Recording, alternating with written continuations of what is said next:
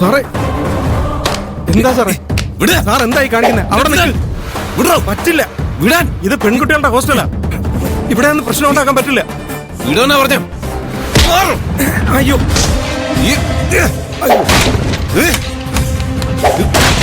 സാറേ, സാർ എന്ത് അക്രമമായി കാണിക്കുന്നത്?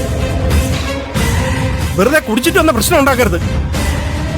ഞാൻ കുടിച്ചിട്ടല്ല വന്നത്, നല്ല ബോധത്തിലും ദേഷ്യത്തിലും വന്നിരിക്കുന്ന. എന്റെ വഴിക്ക് വന്നാ തീർച്ചയായോ മാറും.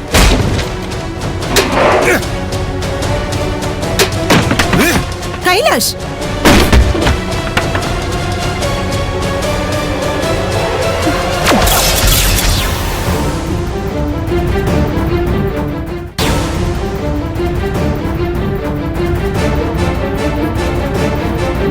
കൈലാഷ്, നീ എന്താ ഈ കാണിക്കുന്നേ?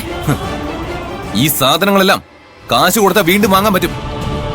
ഇതെല്ലാം തല്ലി പൊളിച്ചപ്പോ തന്നെ നിങ്ങൾക്ക് ദേഷ്യം വന്നല്ലേ? ഞാൻ പാർവതിയുടെ കൂടെ സ്വപ്നം കണ്ട ജീവിതം നിങ്ങൾ എല്ലാവരും കൂടി ചേർന്ന് തകർത്തില്ലേ? അപ്പൊ എനിക്ക് എന്തുമാത്രം ദേഷ്യം വരുമെന്ന് ചിന്തിച്ചു നോക്കിയോ?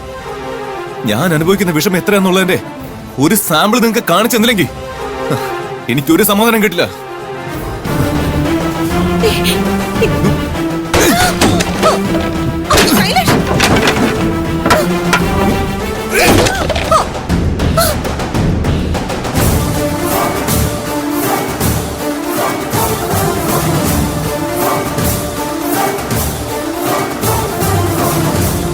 കുറച്ചു നേരത്തേക്ക് എന്ത് ശബ്ദം കേട്ടാലും നീ ഈ മുറിയുടെ പുറത്തേക്ക് ഇറങ്ങരുത്.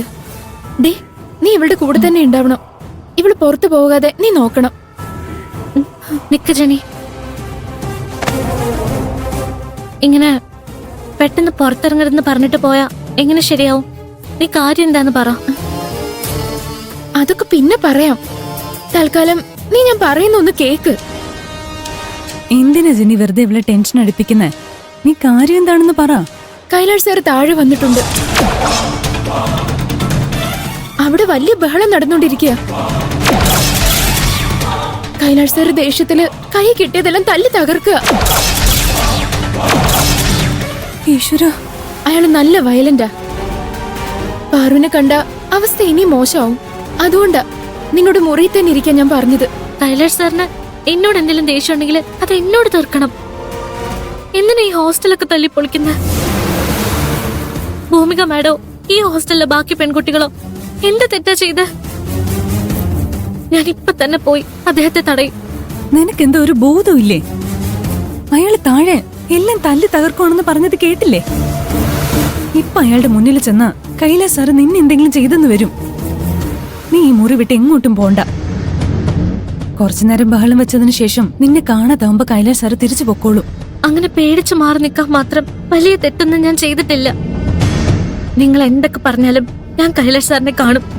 പാറു, പാറു, പാറു, നിന്നെ പാറു, ഇവൾ എന്തിനാ ഇങ്ങനെ വാശി പിടിക്കുന്നേ? അവിടെ എന്ത് നടക്കുമെന്ന് ആലോചിക്കുമ്പോ തന്നെ എനിക്ക് പേടിയാവുക. നീ വാ.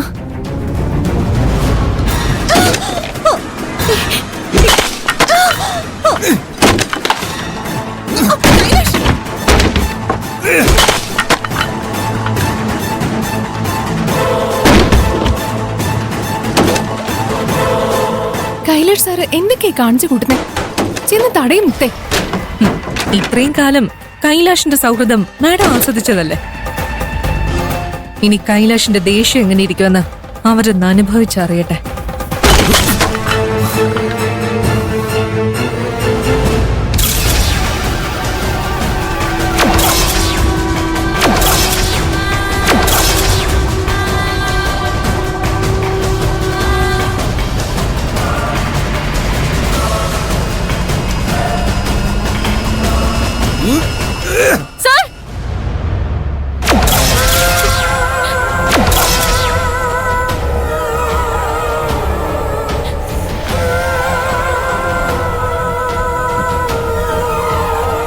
എന്നെ എല്ലാവരുടെ മുമ്പില് മുഴു ഭ്രാന്തനാക്കിയപ്പോ നിനക്ക് സമാധാനായോ?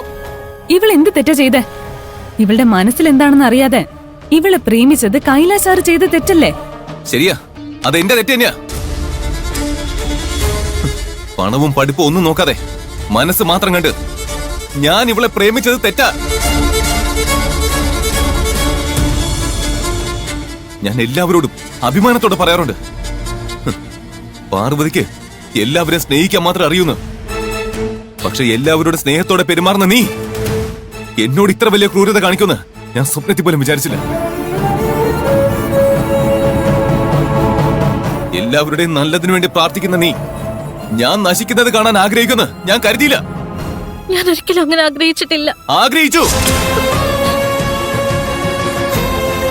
നീ അങ്ങനെ ആഗ്രഹിച്ചില്ലെങ്കിൽ എന്റെ മുഖത്ത് നോക്കി പ്രിയനെ ഇഷ്ടമാണെന്ന് നീ പറയൂ.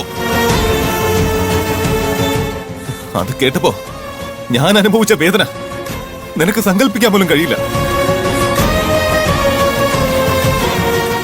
ഇതിനെല്ലാത്തിനും കാരണക്കാരൻ ആ ചതിയനാ. പ്രിയൻ ആ ഫ്രോഡാണ് എല്ലാത്തിനും കാരണക്കാരൻ.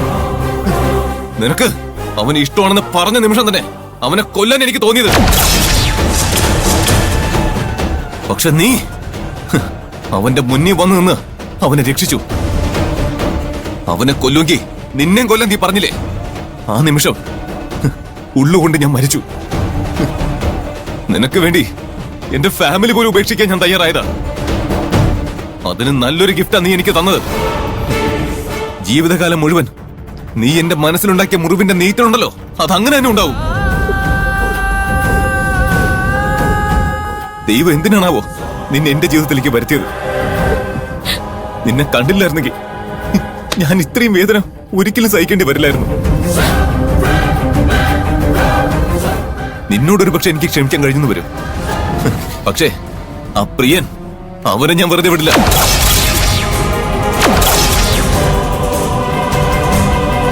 എന്റെ കൂടെ നിന്ന് കൂട്ടുകാരനെ പോലെ അഭിനയിച്ച് അവൻ എന്നെ ചതിച്ചു.